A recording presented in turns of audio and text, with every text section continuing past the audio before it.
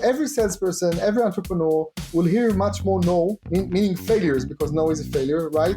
Much more no than yes. And if you go to 10 meetings with for example, investors, 1 out of 10, now 1 out of 20, we would like to invest in you. And also, I participate for 10 years at least in book fairs, international book fairs worldwide, and I sell the rights of my books to publishing houses and literary agents worldwide.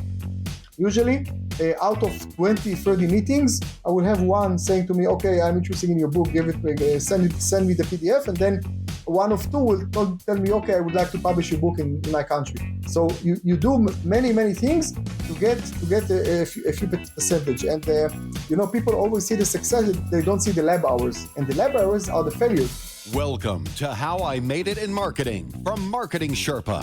We scour pitches from hundreds of creative leaders and uncover specific examples, not just trending ideas or buzzword-laden schmaltz, real-world examples to help you transform yourself as a marketer.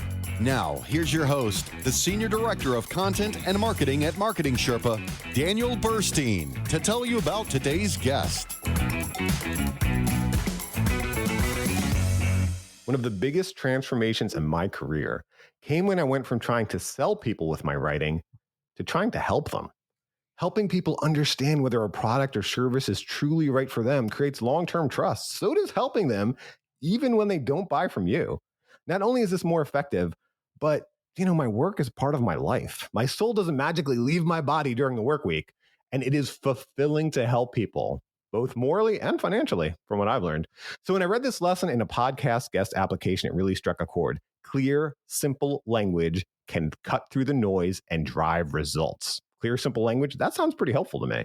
So I knew I wanted to sit down with the man behind it and see what we can learn from him. Joining me now is Dr. Yaniv Zaid, the owner of the global brand Dr. Persuasion and the CEO of the company, The Art of Persuasion. Thanks for joining me, Dr. Zaid. Hi, thank you, Daniel. It's great being here. It's a real privilege to talk to you. And it's a privilege for me. Let's take a look at Dr. Zaid's background so you know who I'm talking to. He has a PhD in law from the University of Haifa. He is the author of 11 books, including most recently the 21st Century Sales Bible. He founded The Art of Persuasion 21 years ago. It has $1 million a year in revenue, and he oversees 10 employees. So before we jump into all these lessons from your career, from all the research you've done, give us a sense. What is your day like as the owner of The Art of Persuasion? First of all, I try to balance my life between, my career, my kids, my wife, and my work, and every day doesn't look the same. Usually, I get up very early, 5:00 a.m. I drink something. I am a morning guy, so immediately I can half an hour later start going through my emails and my WhatsApp messages, messages. So it takes me around half an hour or an hour, and then around 8:00 a.m. I start talking to people by phone. Usually I have consulting meetings with companies. I have an office in Tel Aviv in Israel. So either it's by Zoom, if it's internationally, or it's here in my office. I start meeting entrepreneurs, startups, small and medium business owners, and managers of big companies. Sometimes it's in their companies, sometimes it's by Zoom, sometimes in my office. And I help them, let's say, improve their public speaking abilities, marketing abilities, sales abilities, how they increase their income, etc. Usually around noon, I eat lunch with my kids. I have an office at my house, a big house in Israel, so I have an office there, and I eat lunch with my kids, maybe my wife if she comes from work, and then sometimes I go back to work. Sometimes I take a little nap. I try to nap 3-4 times a week because when you take a nap at noon, then you have 2 days. Each day is like actually 2 days of work. You get up after a powerful nap. You like a new person. And this is a habit that started when I provided lectures. I've been providing lectures and workshops, usually in the evening, abroad and in Israel for the last 21 years. So when you are, performing at 7, 8, 9 p.m., then you need to be at your best, so you can't get up at 5:00 a.m. and then be powerful at 9 o'clock without taking a nap at noon. So usually in the afternoon, I consult more to companies, to entrepreneurs, and then usually I lecture at night. I also provide a lot of media coverage in media in Israel and in other countries. Usually, when I promote my books, I go I travel to other countries to promote my books, also to provide lectures and workshops. So I spent something like, I live in Tel Aviv in Israel. I spent something like between 1 and 2 weeks in each month away from home. And then my schedule is different. Usually I have all day workshop, full day workshops, or many meetings. And I try to walk up, let's say 3 till 5 times a week, running, 2 times running and 2 times going to the gym and walk up. This is something also I am a big fan of Maccabi Haifa. Haifa is the town I was born in Israel. Maccabi Haifa is one of the biggest football teams in Israel. So I'm a big fan as well. So when they have a game, I watch the game. So again, I try to balance between, let's say, out of 7 nights a week, 3 nights I lecture away and 4 nights I spend with my family. I love to be at home as well. So it's all the time, to find a balance between your career, your kids, your spouse, and your goals. Yeah, so that's great. I mean, this is episode well over 100. I don't know exact number it'll be. I think maybe 116. And I've heard, once you ask a lot of the same questions to a lot of the same type of people, you find a pattern in responses, right? I have never heard anyone say take a nap. That is fascinating, especially for the type of alpha personalities that people have. So, like, do you put a timer on? Like, how does that work? Yeah, I put a timer, usually at least 1 hour. I after lunch, I take a nap. Usually I do my walk up or exercise early in the morning or late at night. I prefer late at night when your mind is free. And I'm very creative, so usually I also meditate sometimes, let's say 2-3 times a week. So when I meditate or walk up, or I do exercise, then I have lots of innovative thoughts, so I love it. But yeah, when I was in the flight academy in Israel. Okay, I was in the Israeli Navy, Israeli Air Force. So when you fly at night, then you need to sleep at noon. Okay, because otherwise you won't be to full function at night. So in the army I got used to sleep at noon. Okay, if you again you get up very early and you go out, you go back to sleep at the middle of the night. So you need to have a break in the middle of the day. And then afterwards, when I start lecturing, and almost every night I was away from, and I did, again I had to be the best version of myself. I needed to take a nap, take a break in the middle of the day. So yeah, I'm proud of it. By the way, I think that it's good. It's good habit. And again, the advantage is that every day looks like 2 days. Sometimes I tell my wife when we go to sleep, let's say 10 p.m. I tell her, remember a week ago this morning when we did this and this, or something like that, because it looks like 3 days passed, but it was just this morning. No, I love that because, again, alpha personalities, we try to push, but marketing is an ideas industry and you need to do whatever you can to get those ideas. So the other thing, it makes me feel good because you said you're a morning person. I know it's kind of late in the day there. It's early here and I felt bad for getting you on late, but this is your day 2 of today, day 2 of Wednesday or whatever day it is. Yeah. This is my, actually formally, this is my nap time. But, okay. But no problem. I can feel it later. But again, sometimes you don't, you are very busy and you have a full day scheduled, so it's okay. But I try again 3 times a week at least in the middle of the week to have a nap. I sometimes I was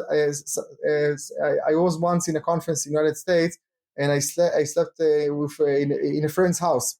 And I came and I had a jet lag from Israel. There's very big difference in the hours.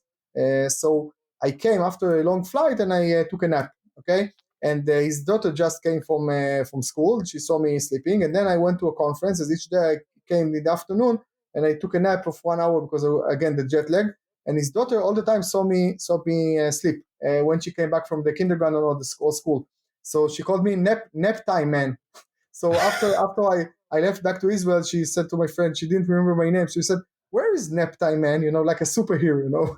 You need to help everyone." Okay, I will do it. Just it's 2 o'clock. It's 2 o'clock. I need to take a sleep. So talk to me in 2 hours from now, something like that. Let me take a nap. All right, well, let's see what we can learn from the career of Naptime Man. Yeah. First, we take a look at some lessons we learned from the thing he's made. As I've said before, I've never worked in another career. I've never been a podiatrist or an actuary or something. But one thing I think we get to do in marketing is we get to build things, and I love that. Yeah. So let's take a look at some of the lessons we think from some of the things you made. The first lesson you said is clarity is powerful for persuasion. So how'd you learn this lesson? Clarity, again, when you talk to entrepreneurs, when you talk to business owners and you ask them, what do you do? Describe your business. Describe, there is the elevator pitch, okay? So people are struggling to explain what they do, even if they do it for 10 years, 20 years, they do it for a long time.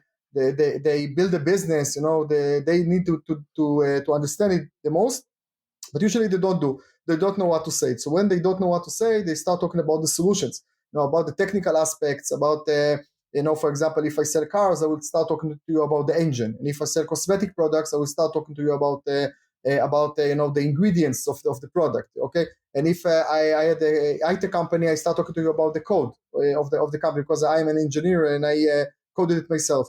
But what I teach clients, and this is again once I realized that out of conversations with many entrepreneurs, small, medium business owners and marketers, is the principle here in marketing is sell the problem before selling the solution. Okay, because usually people talk about the solution and you don't understand, you're not clear enough. And I say the client doesn't care about the solution, the client cares about his or her problem. So for example, if you take a bouquet of flowers, okay, so if you take a regular bouquet of flowers and you call it a bouquet of flowers, you can charge, let's say, $100, right? But if you call it a bridal bouquet, you can charge, between a bouquet of flowers for the wedding, you can charge 3 to 5 times more, $300 to $500. Now, those are the same flowers.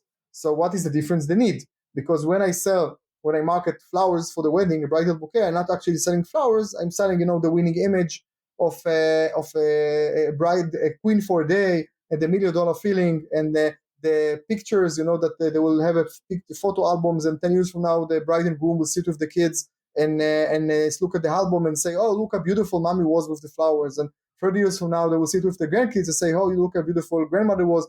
So this is what I sell. So once I realized that most people focus on the problem, I started telling them, well, you need to be more, to clarify your message, meaning talk about what the client cares about, not what you care about, and start talking about the problem. So many companies, startup companies, insurance companies, banks, I talk to them about show the problem before the solution, and then people will understand you better, because they don't need to be professionals like you are. They just need to know how it helps them with their problems or their pains. Yeah, I wonder if you could give us a specific example. I know there's that like a 30% increase in conversions within 3 months for an insurance company, because this is, I love when I read this lesson, because this is something that our founder, Flint McLaughlin, he said something very specifically. He said, clarity trumps persuasion. And, he's using persuasion in the sense of, instead of having that persuasive language, Flint's the founder of MechLabs AI, which is a parent company of Marketing Sherpa. And when he teaches it, he gives these, one of the things he does is gives you 3 questions that your landing page should answer right away in the first few seconds to be clear, right? Because it's hard for us to be clear, right? We're working at companies every day. We got all this stuff going on in our head. So there's 3 questions you answer on your landing page would be, where am I? What can I do here? And why should I do it? Right. So for you, Dr. Zed, wonder if you could talk us through that example where there was a 30% increase in conversions at an insurance company. And insurance is so complex. Like, how did you help them be clear? Great. So insurance, by the way, I help high-tech companies or banks or insurance companies, seller companies, which they have complicated products or services, explain it better, because I will focus on the messages that the client needs to hear. So when I worked with an international big insurance company, to sell insurance is very tricky, because if you sell, for example, health insurance, okay, let me ask you, who is more profitable for you, to sell it to a healthy person or to a sick person? Oh, to a healthy person, of course. Yeah. A healthy person, of course. Yeah. And if you sell, for example, life insurance, is it easier for you, for business model to be profitable? You need to sell it to, let's say, 20 years old or 60 years old. Oh yeah, 20-year-old for sure. 20 years old, yeah. But okay, this is the catch. This is the problem, because when you come to a healthy person, you say, "I would like to sell you a health insurance." They say, "Why? I'm healthy. I don't have any problems. Talk to me 20 years from now, or talk to me where there is problem." Or even if I tell you, you are in a very high risk group, that something can happen to you. You can get cancer or something like that. I try to say, oh no, you just scare me, you bad insurance guy, you just try to scare me, I don't need the insurance, and you're just trying to persuade me, okay? So this is one catch. And if I sell a life insurance to a 20 or 30 years old, I will say to them, you need to have life insurance. You say, no, I'm too young, and I'm too young, and I'm now struggling in my life. I don't have money, to pay you each month for insurance when I'm now just starting my life and growing young kids, etc. Talk to me when I'm 50 years old, something like that. So the insurance company came to me when she had very difficult times selling insurance to people, especially to healthy people and to young people. So all the messages we did is explaining young people why they need to buy now, not 20, 30 years from now, the life insurance, and to explain healthy people why now is the best time to buy the health insurance, for example. So the message for healthy people was, this is the time to do health insurance. First of all, you get the best rate because you're healthy. You don't have a problem. Second of all, once you have a disease, the insurance company doesn't pay you. It doesn't pay you because of the disease. So it doesn't allow you to put this disease into the insurance, because if you do it now, so do it in front, and then all the diseases will be in your policy, and then you will get money for everything, not when you have a problem. Thirdly, you never know what's going to happen, and then we brought statistics and research, and we show case studies that people like you, when they were 25, suddenly get cancer, or you can be in a car accident tomorrow, or something like that. So you're not trying to intimidate people, but you tell them the realistic reality that something can happen to them. And if they have kids, then the message was, you need to worry about your kids. So if you do an insurance, you pay us a little because you are healthy, but your kids will be safe, and you will be safe, and everything will be covered, so you can go along with your life. You just need to put every month a small amount to the insurance company. So we had a real transformation in selling insurance, health insurance, to healthy people. Now we went to sell life insurance. We went to young people. So they say, why should I need do it now?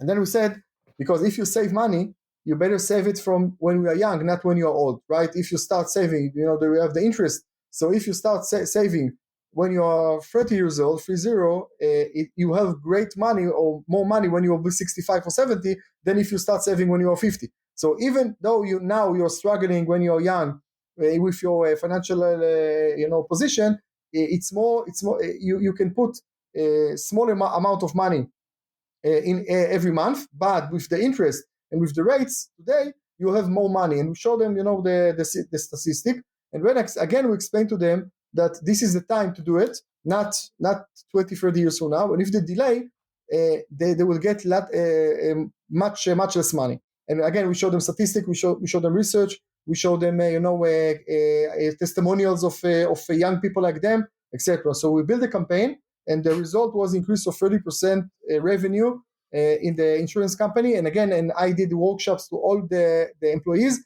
and explained to them what I explained to you in short now, that you need to know how to sell health insurance to healthy people and life insurance to young people. Against their instinct, they need to start investing now, because most people, they don't want to talk about numbers, they don't know how much money they earn or something like that. You need to force them talk about numbers now and show them why it's beneficial for them to start investing now. And I think that's a great example of what we were talking about earlier. Help people, don't hype them, right? So there are ways to sell insurance too, where you could promise the moon and then, okay, the fine print takes away. And then I don't know about those insurance products specifically, but when I hear you talking about this, like, these are kind of the conversations I've been having with my own kids, like trying to explain to them how the world works. And so, yes, if you do it correctly, I think you can be a successful company with that clarity and help just kind of teach and inform, that they can see that this thing is in their best interest. And hopefully too, with insurance or other products, seeing like when it's not, okay, when, hey, this isn't going to be a fit for you. By the way, this great marketing is about, inspiration and not desperation, because most insurance agents, what they did, they try to intimidate the clients and try to desperate them and tell them, you can be sick tomorrow, you can die tomorrow, your kids will be left without nothing or something like that. And then clients, they don't want to be intimidated, and then they just started to say, okay, don't frighten me. Okay, I'm good. I know what I'm doing. And, they hold you back. So instead of direct marketing and, in desperate people, we talked about inspiration. You have more money. You have more influence. You can go out and live your life, and you got our back. Okay. It's preferred that you do it now. you have a relative advantage over others if you start saving now, and your friends will start saving 10, 20 years from now. So inspiration and not desperation. I believe this is a very strong marketing principle today in 2024. No, that's good, because also when you talk about a product like insurance, a lot of times the biggest competition is no decision. And so that's true. If you kind of take that negative approach, then they might just be like, oh, forget, I don't want to deal with this now. I don't want to deal with this. Let me just go on YouTube or TikTok and watch something. Well, let's talk about something else. You mentioned the kind of global nature of the work you've done. And you said one of the key lessons was understand cultural nuances. So can you tell us the story of how you learned about understanding cultural nuances and the importance in marketing? Yeah. First of all, I delivered so far more than 2,500 lectures and workshops in 4 continents, in more than 20 countries. Some of them I come again and again, and I come to the United States a lot, and I come to Southeast Asia, like countries like China and Vietnam and India and even Russia, and sometimes Europe. By the way, I talk I talk in my lectures and workshops in my books about the subconscious level, and how to and I turn it into a conscious level. But our mind is the same. Americans, Vietnamese, Chinese people, Israeli people, we think alike. This is why I sold, for example, my latest book, The 21st Century Sales Bible. I sold it to 12 languages, the same book, because American publisher and Russian publisher and Chinese publisher bought the same book, because maybe they do a little bit of adaptation, but it's relevant. But what I realized sometimes is the different in the mentality is that entrepreneurs or business owners, for example, in Asia, they are more conservative. For example, an American entrepreneur or an Israeli entrepreneur will immediately would like to export his knowledge, export the company, think about building more branches, because his idea is that I have a great idea, let's share it with everyone, and maybe I have more tools how to share it. What I realized in Asia, when I talked about how to grow your community or how to expand your business, is that many entrepreneurs there, they don't believe that people will care about their business.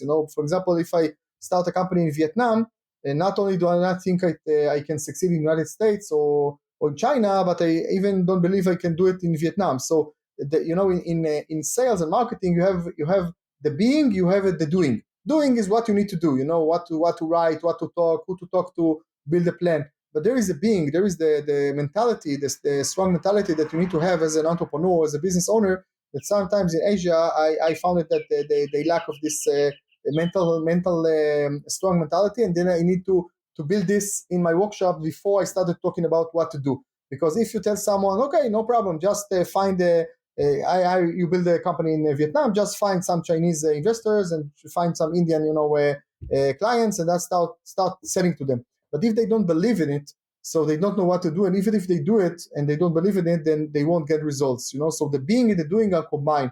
So the principles, the marketing principles, are the same in all over the world. Personal attention, sell the problem before the solution, social proof. It's all again. I just came back from the biggest GSS, a Global Speakers Association.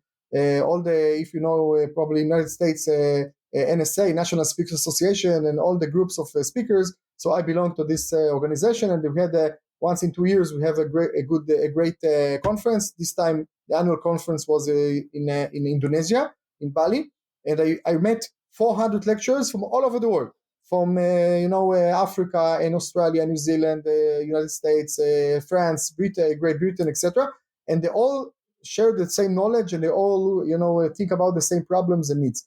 The difference is not the tools; the difference is the mentality. So when you come to a different target audience, you need to understand what tools do you provide, and whether do you need to to build their confidence before you provide them the tools, in order for them to implement the tools.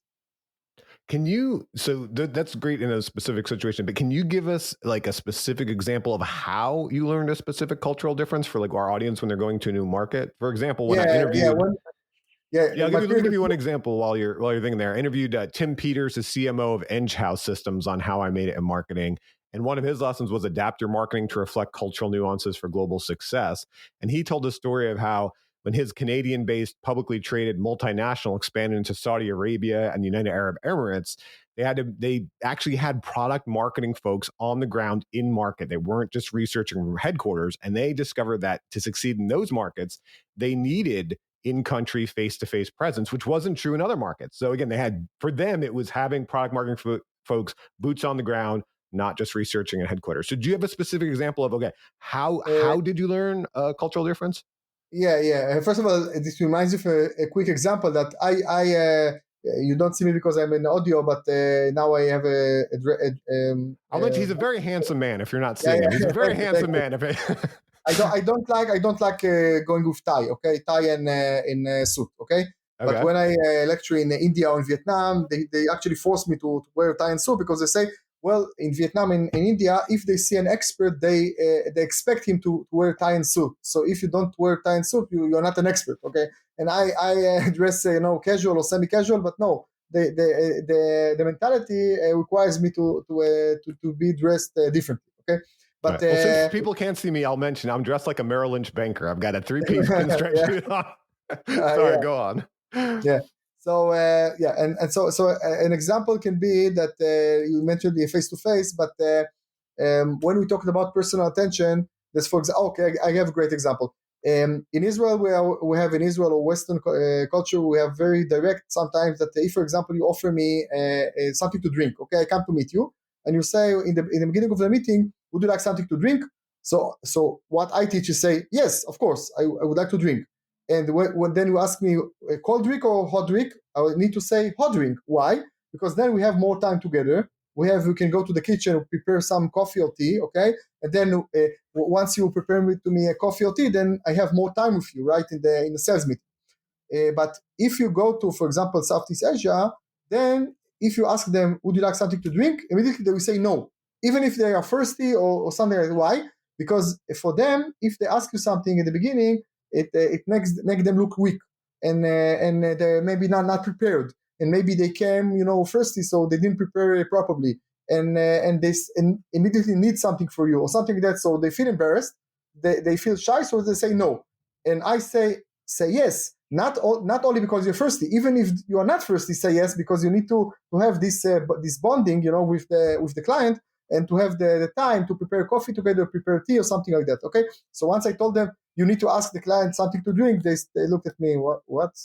Or for example, to change seats, okay? If you go to a meeting room and I would like to sit next to you, not in front of you, because in front of you, then we have a table between us, and I would like to be comfortable with you. I would like to have the personal attention, so I need to move the chair a little bit to sit next to you, not in front of you. Now, in Asia, they don't do it. If someone organize the conference room in a certain way, they won't change seats. They won't change, the positioning of the chairs, for example, even if it was by accident or something like that. So I talk to them how to change the setup, not only in the mind, but the setup of the room, in order to gain more results when they negotiate or when they talk to people.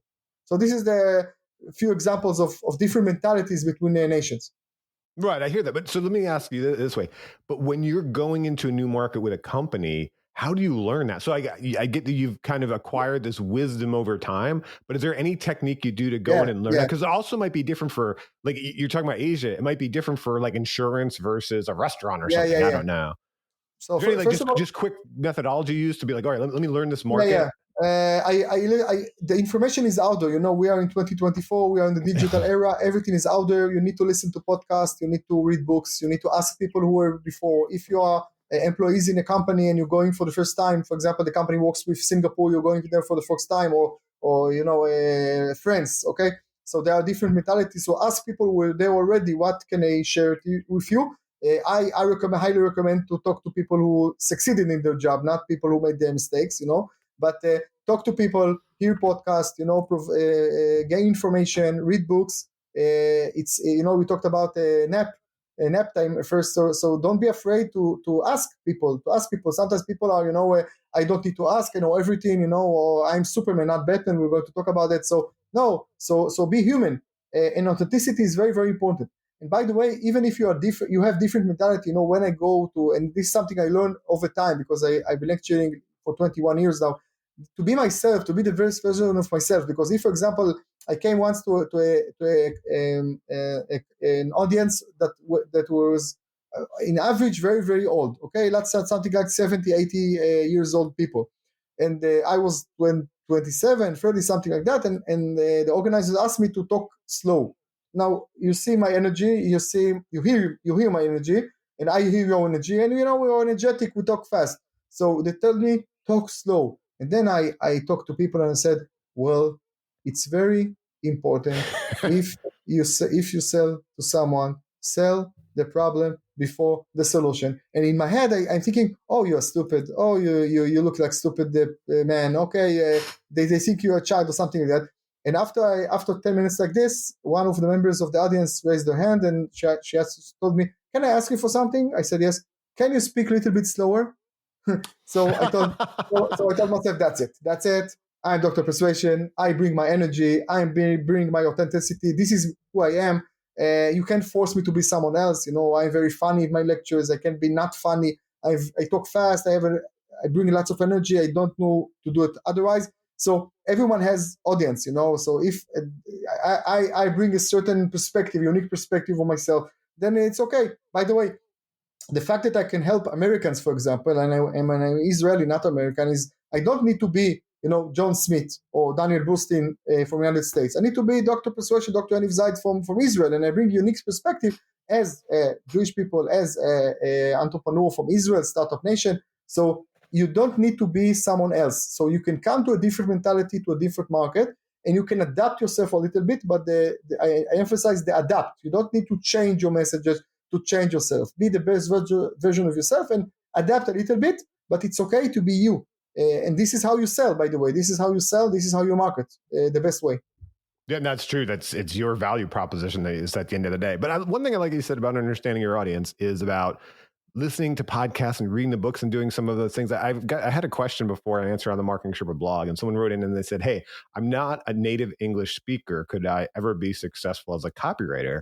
And I replied, and I said, we're all not native in some ways. Like earlier in my career, I worked in more B2C marketing. When I went into B2B marketing and more software, like, yes, I am fortunate that I speak English, which is frankly the international language of business. And I worked with some international companies and that was helpful, but I didn't speak software and I didn't speak tech. And I needed to learn that.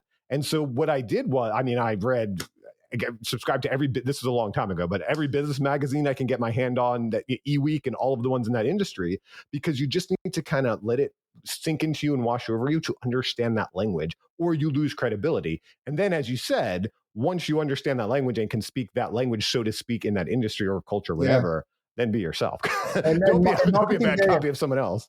And I can tell you from my personal experience, first of all, English is my second language. Hebrew is my first language. So I learned English, and I all the time, practice English. And I have a mentor in business English. And sometimes if I have a big lecture in a big conference abroad, then I practice with him.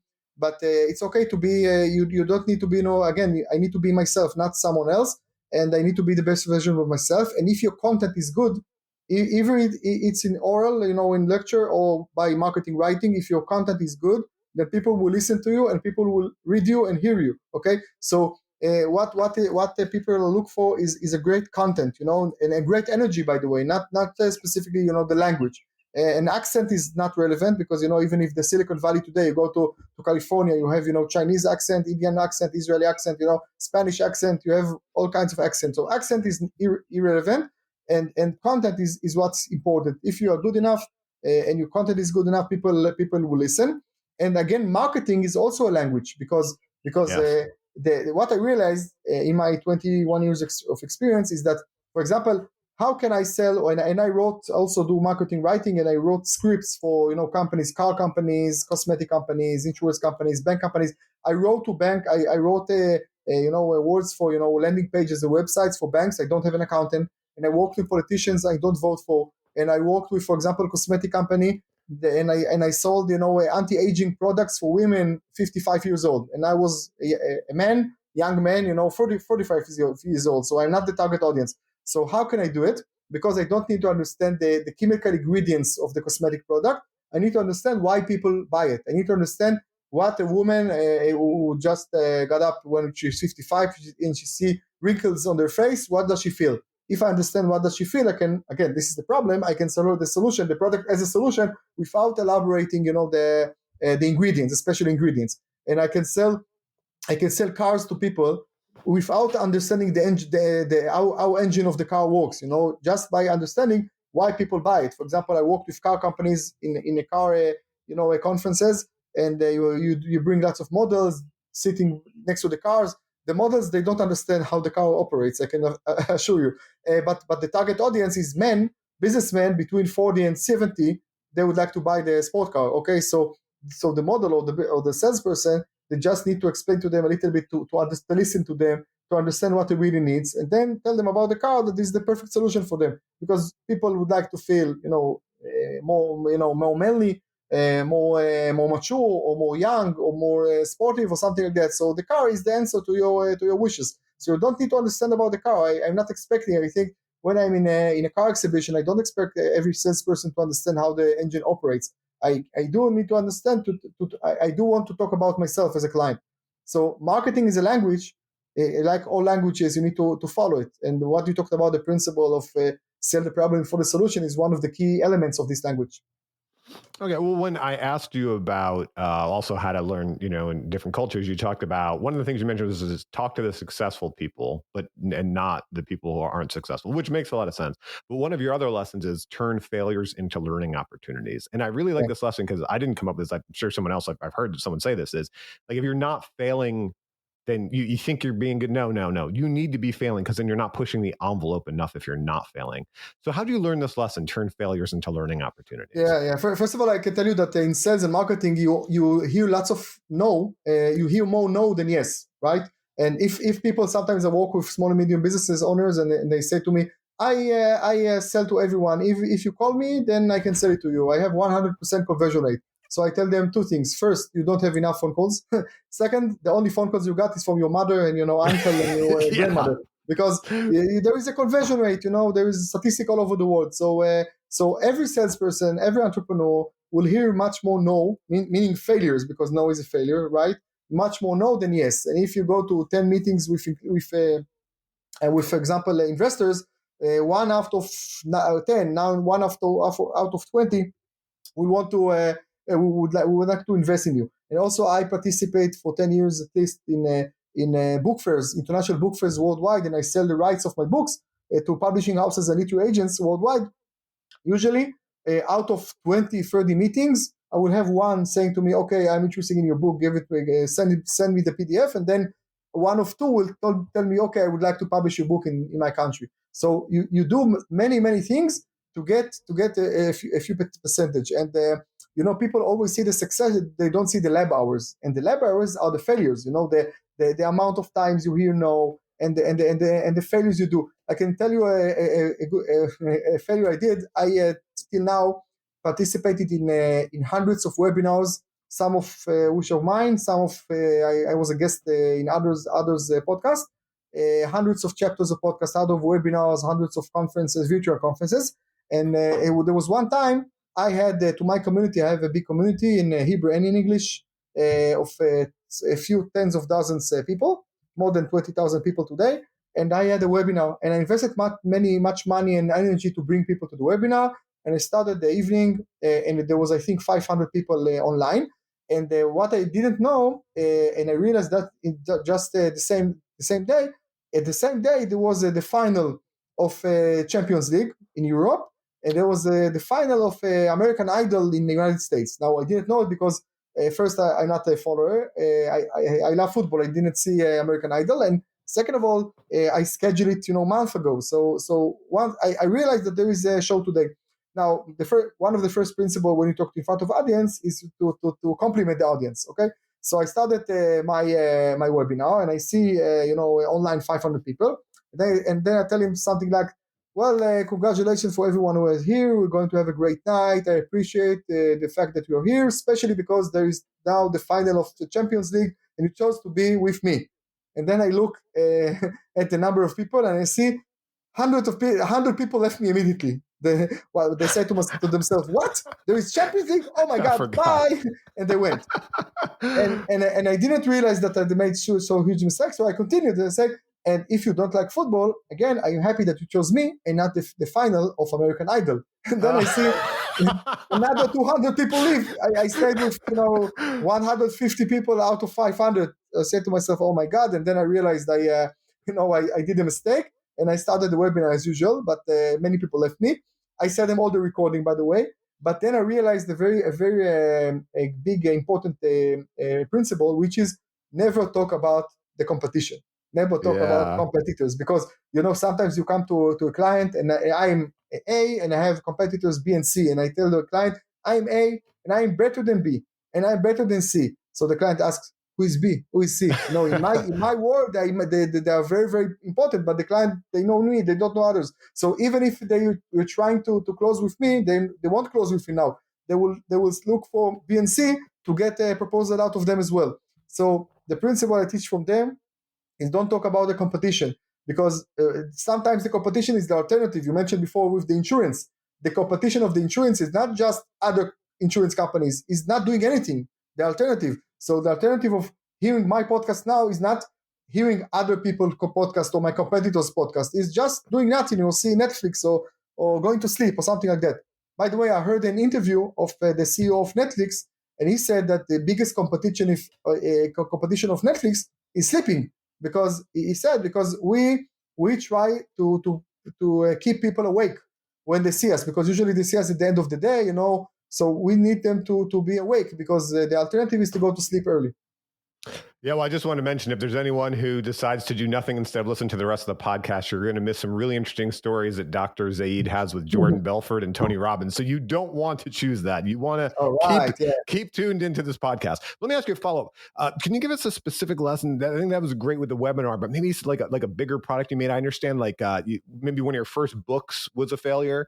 Yeah. Because I'll give you one quick example while you're thinking about that. I interviewed Hillary Young, the brand strategist at Hillary Young Creative. One of her lessons was, don't focus on failure, keep moving towards success. So that first webinar is a great example because there was a failure there, but how we move towards success. And she told the story. She worked at the Colbert Report over its first 3 years. And what she saw right up front, like we think that was a very successful show, she said they were failing left and right.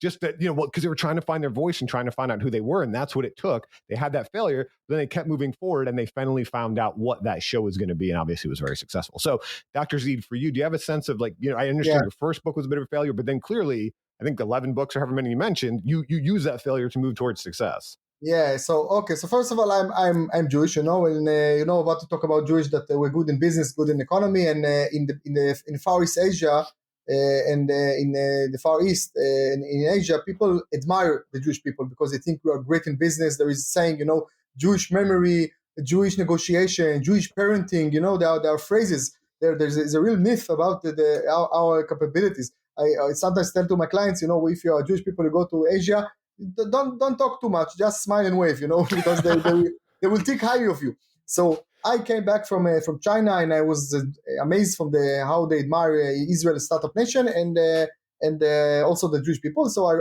had a business book. It was in English. It was called in English, in Hebrew. The name in Hebrew is Shichnat Oti, meaning you persuaded me. Okay, but I thought it's lousy name for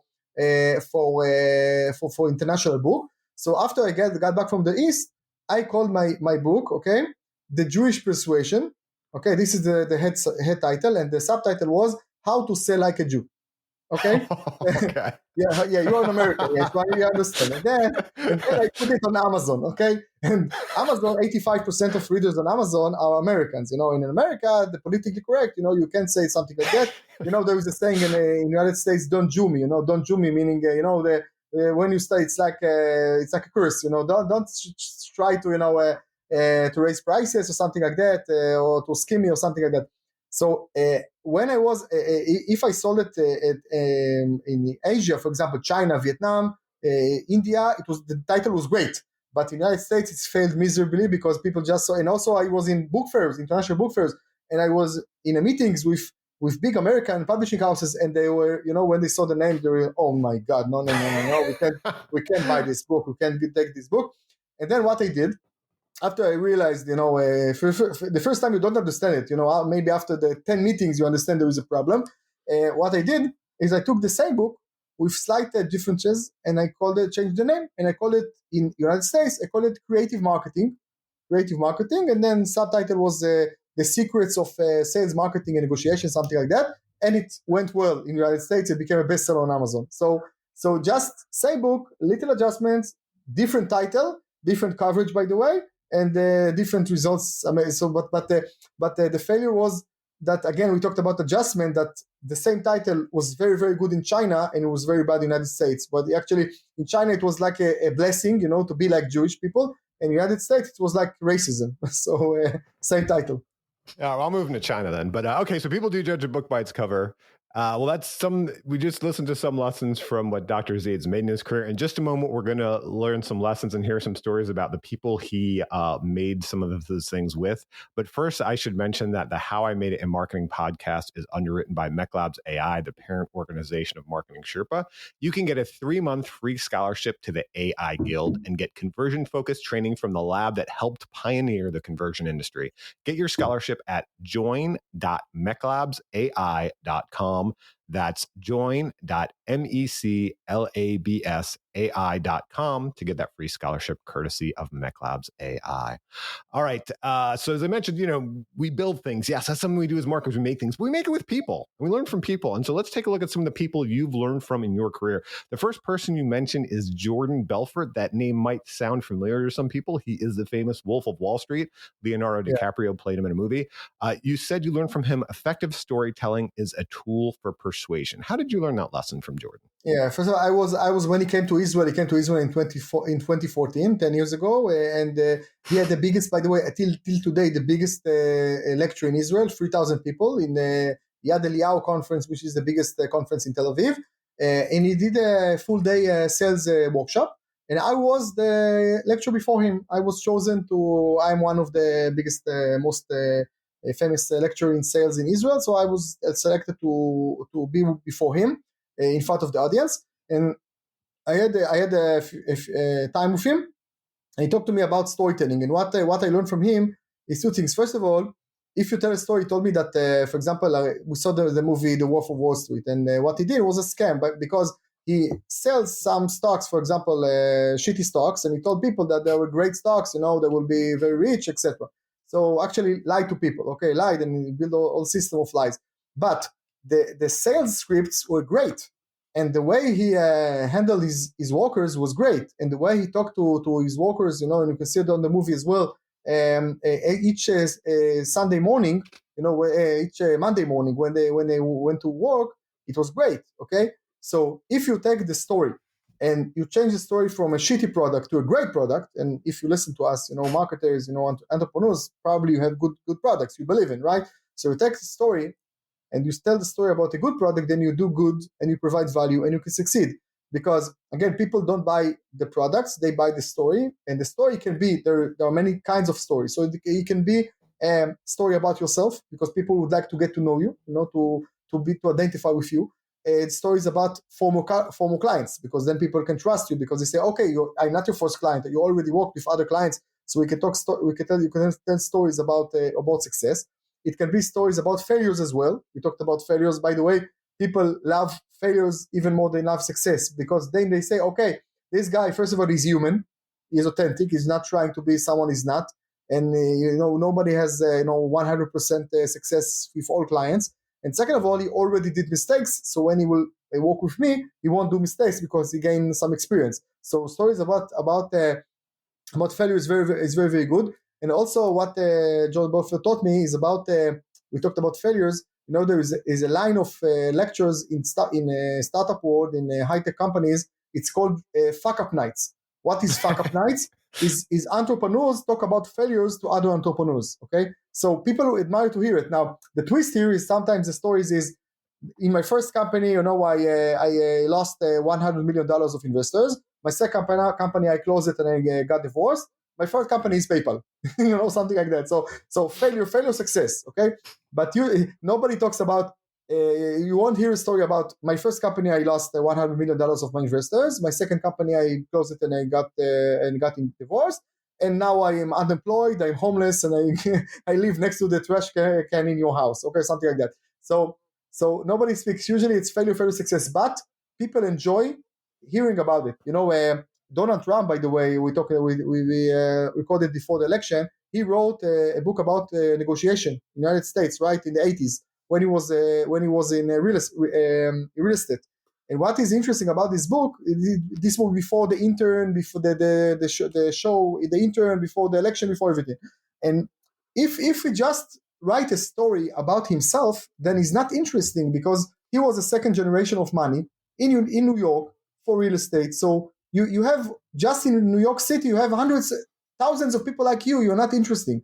But what was interesting in the book about the art of negotiation is that he inherited a lot of money, something like $400 million.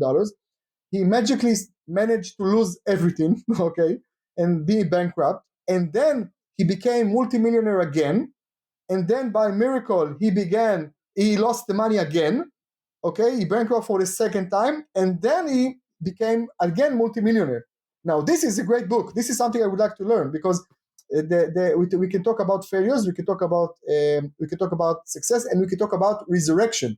This is what is great, because people are they love the fact that you failed, and then you learn from the failures, and then you manage to rise again. Okay, so storytelling, again, about yourself, about clients, about other people, about case studies that happened, about failures, about success. People love stories. Think about it. When we were young, when we were born, people told us stories, right? This is a framework we know. So if you tell a story to a client, people love it. If you write about the story, people will read it. This is something I learned from Jordan Belfort. Yeah. So I wonder also, Jordan Belfort, when we talk about persuasion, I feel like sometimes that word is like a double-edged sword. And I wonder, how can we be ethical persuaders and not be manipulators? You have a lot of principles for everything. What if you have principles for that? Because when you bring up Jordan Belfort, on the one hand, he pleaded guilty to fraud, right? I mean, as you mentioned, he had good principles, but he was using them in a bad way. Then he became an FBI informant. It seems like maybe he's trying to turn around that area. So do you have any principles of that? Like how persuasion's good, but how can we use it ethically and not manipulate people? Yes. So I believe I work only with companies I feel connected to their values. For example, let's say Coca-Cola, for example, if I think Coca-Cola is bad for you, it's not healthy, then I won't help them build a campaign which will increase their income in 20%, because I think more Coca-Cola to the world is bad. And by the way, I also drink occasionally Coca-Cola, but that's just for the principle. So I tell every one of you, you all have values, okay? And I think we all have instinct that we know when we are doing something good and something bad, or when we do something that will help humanity, or people that will be worse. For example, gaming, I think that encourage gaming is not good, okay? Because you encourage people to sit in their basement and to be more hours in front of a computer, and to gain fat, and to be to don't communicate with others, something like that. I don't work with gaming companies, although it's very profitable sector. So I believe that that you need to choose your values. You need to choose what you think help the world, and then work with companies or small medium businesses that align with those values. Okay. And what I said about John Belfort, again, the principles were great. The scripts were great.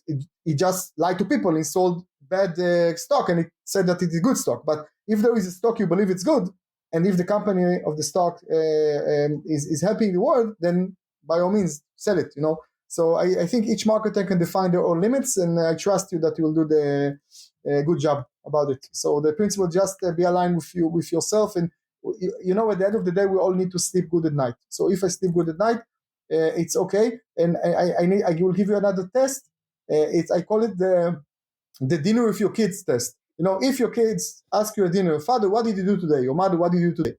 And you can tell them exactly what you did today all day long without missing details, you're great. But if you did something you're not proud of and you want to tell your kids, then something is bad about it, even if it's legal. Maybe it's illegal, but it's not moral. Yeah, no, that's what I mentioned. Sometimes I talk to some marketers, or for example, some of the things they do in SEO or whatever, and I'm thinking like, there's a lot of ways to make money. It's not only that way. If you feel like you're stuck in doing those bad things, find another way. You've got the skill set.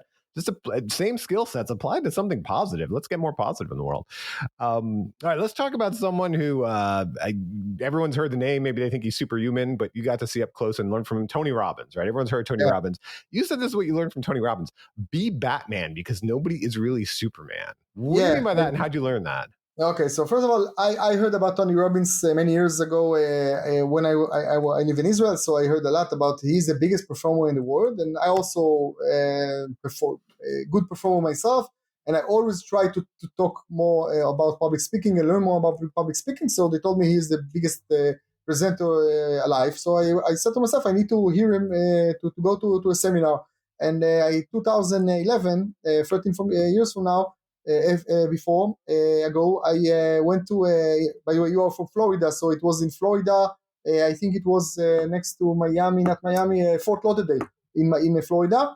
I went to see him in a seminar, the UPW, the Unleash the Power Within.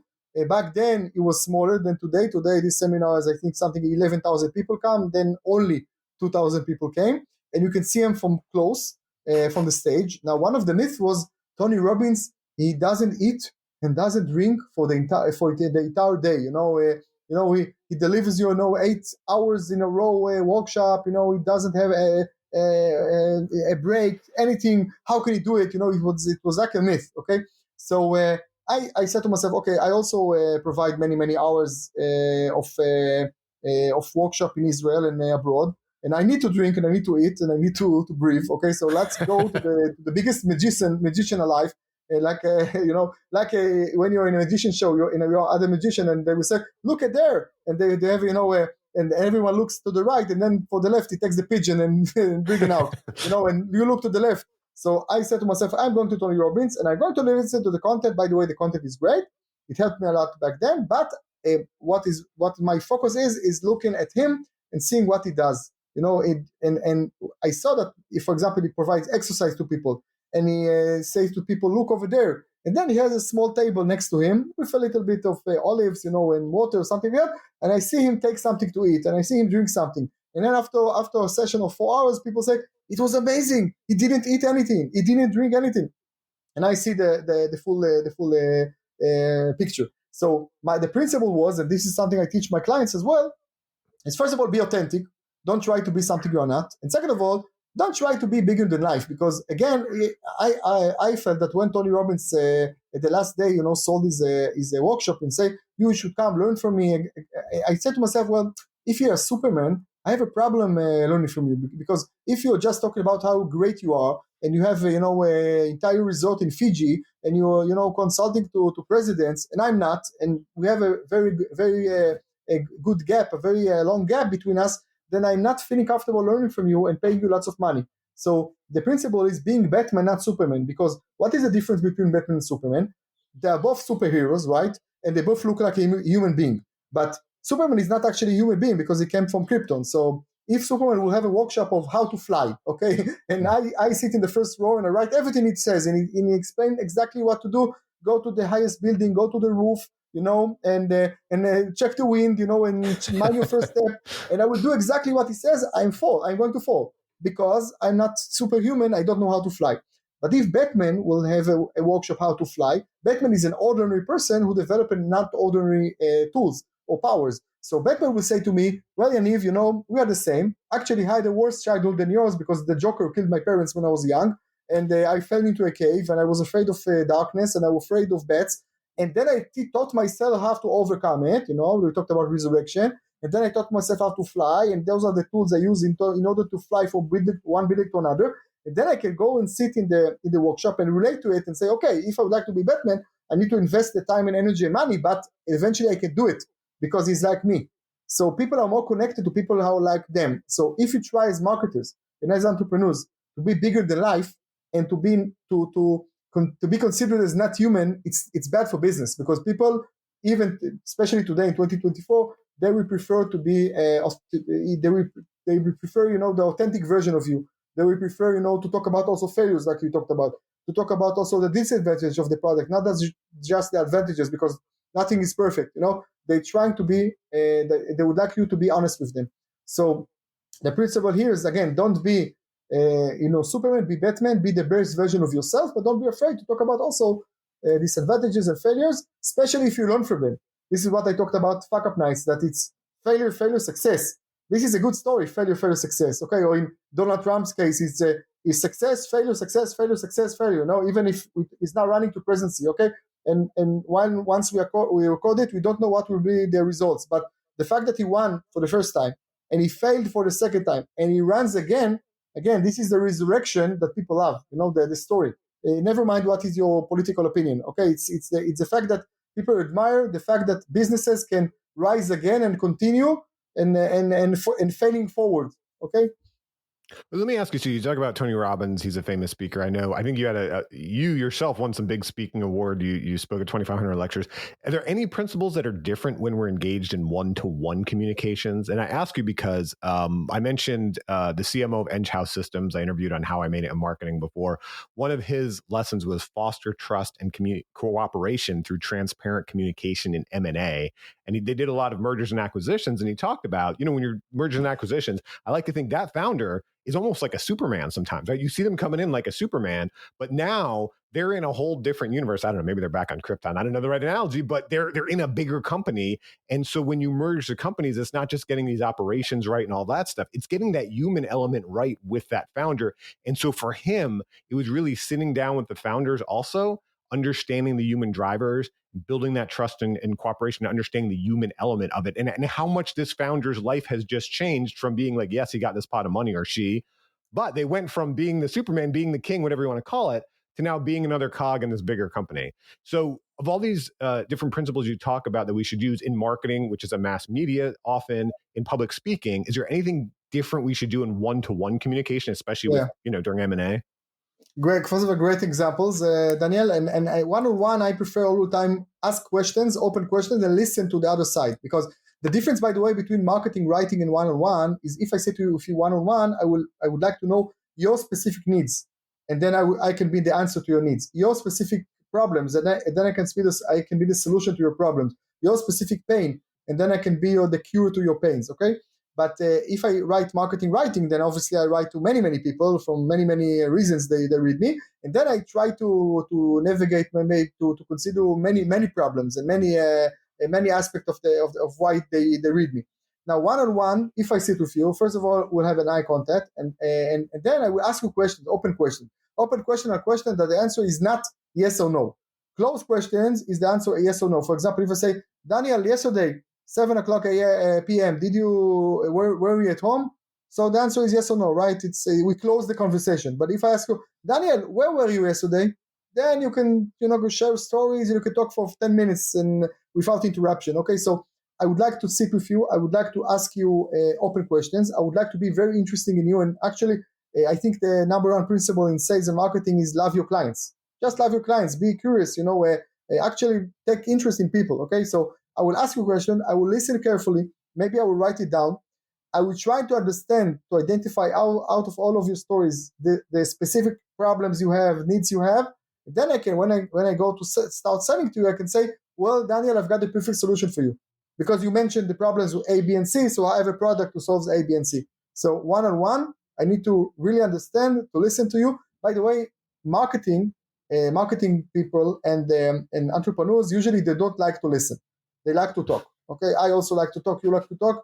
If you like to listen, especially you don't go to marketing. You're going to be shrink or psychiatrist, psychologist or something like that or mediator because you just need to learn to hear, to listen to people. But managers and entrepreneurs and CEOs, and salesperson usually like to talk. But I say against your instinct, you need to learn how to listen to people, listen carefully, to gather information. Okay, to document the information, to write to yourself, in CRM, Excel, contact information, something like that, and then use the information, either it's in this meeting or the next meeting or something like that. And when you actually listen to someone, he appreciates it, and he admires it. And people usually don't listen to one another, especially in the digital era. So if you sit one-on-one and you listen to someone and you actually refer to his problems, they love it. And then the chance of selling is much higher. No, that's perfect. I mean, that's essentially what we try to do a lot with digitally, right? Is get that personalization right for that one-on-one marketing, but we can do that as humans too and not overlook that. One more lesson here. You said positive messages win over more people than negative messages. And you learned this from Gil Peretz. So who is Gil and how did you learn this from working with him? Gil Peretz is one of the most successful Israelis alive, is now in the United States, in the Silicon Valley. And and he teaches public speaking and sales and marketing. He wrote a book, a bestseller book in the United States about the secrets of Obama speeches, Barack Obama. And what I learned from him is positive thinking, because all the time, if you talk about, people are more related to positive energy. If you just be negative all the time and talk about bad things, people maybe hear you, but they don't buy from you, or they less buy from you.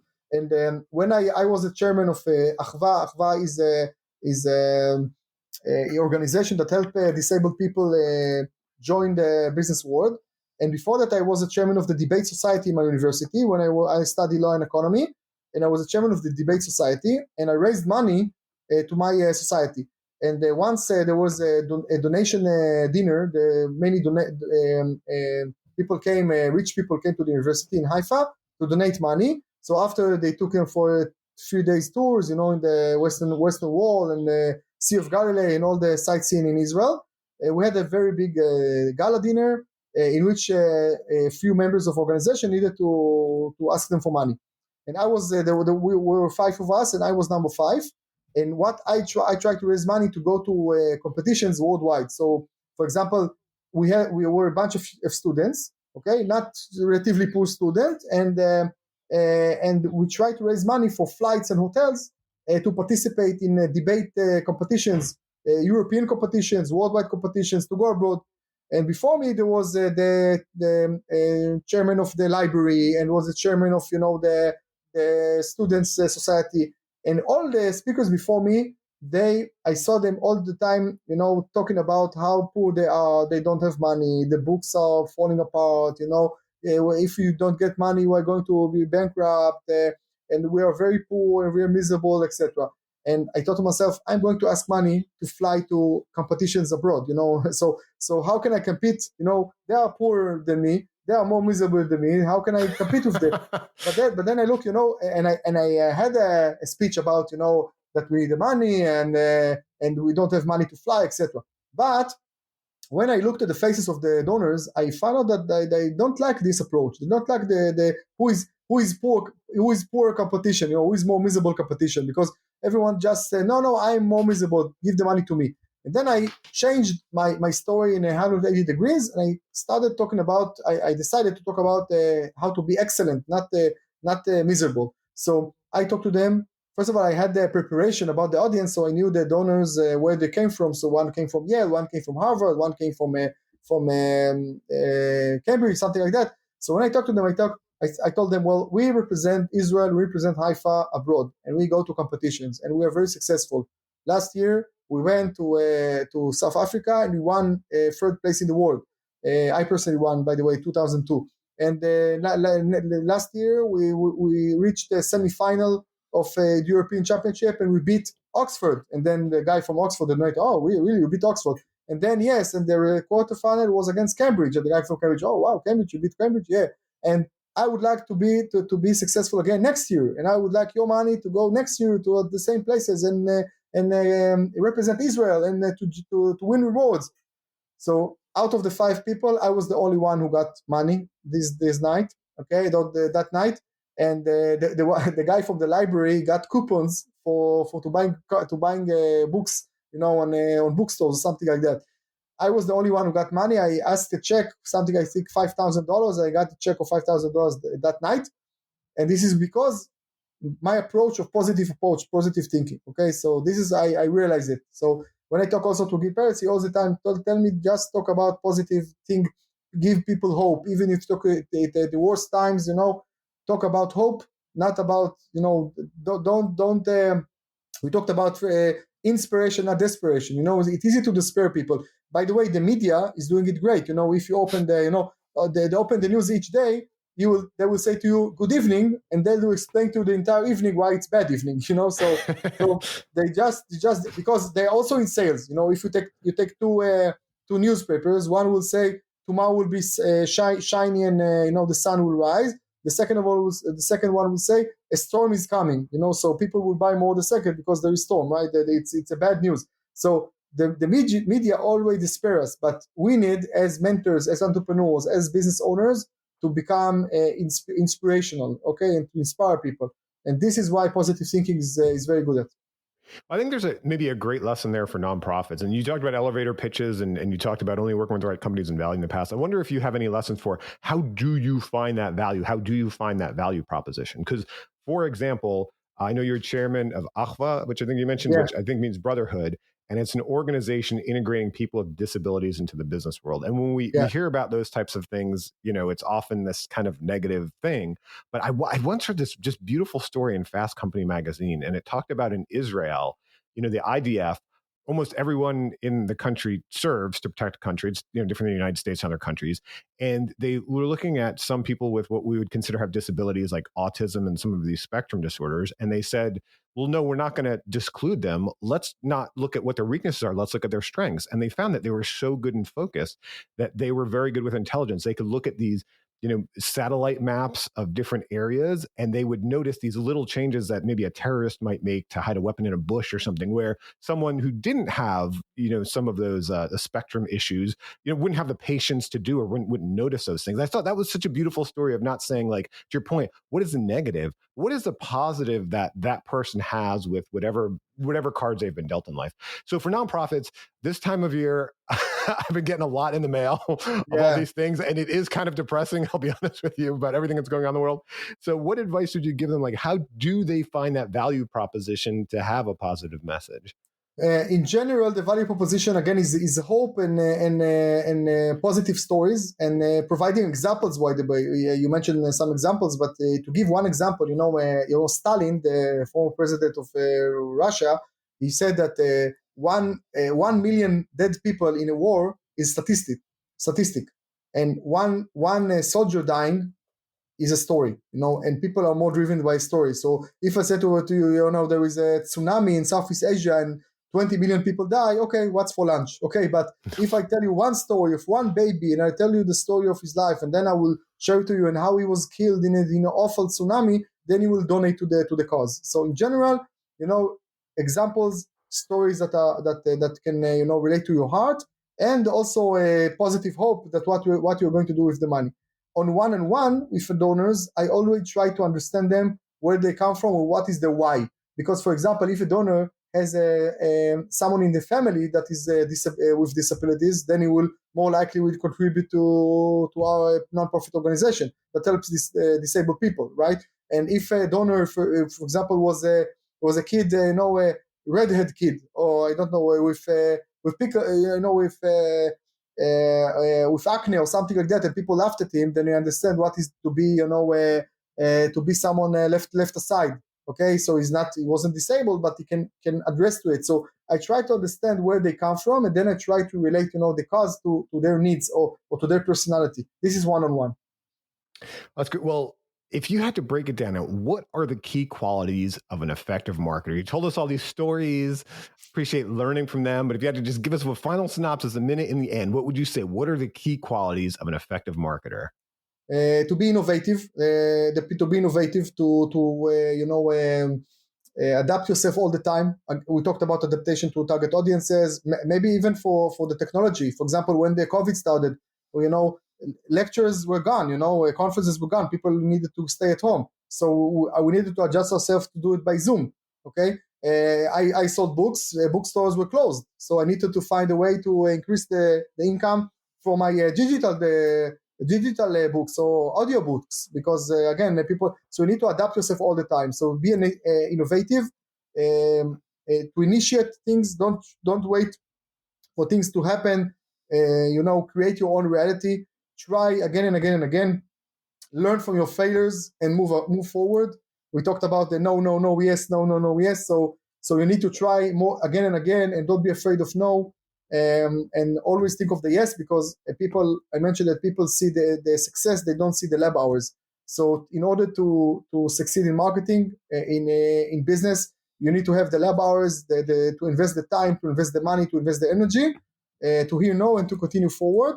And at the end, to learn from others, also learn from experts, read books, listen to podcasts, consult with others. And the most important, love your audience, love your client, and take a nap. Take a nap at noon. Picking up. Well, I love my audience. Thanks everyone for listening. Thank you for sharing what you've learned in your lab hours, Dr. Zaid. It's been great having you on. Thanks for being here.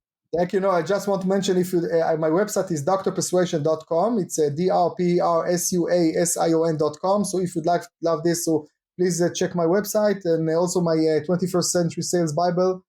My bestseller book is available on Amazon and on bookstores in North America and at Asia. So feel free to contact me at yanivzaid.com, my email, and I will be happy to answer any question you may have. Because we love our audience. So reach out and email them. We love you guys. We'll respond. So, all right. Thanks to everyone for listening. Thank you. Thank you for joining us for How I Made It in Marketing with Daniel Burstein. Now that you've gotten inspiration for transforming yourself as a marketer, get some ideas for your next marketing campaign from Marketing Sherpa's extensive library of free case studies at marketingsherpa.com. That's marketingsherpa.com.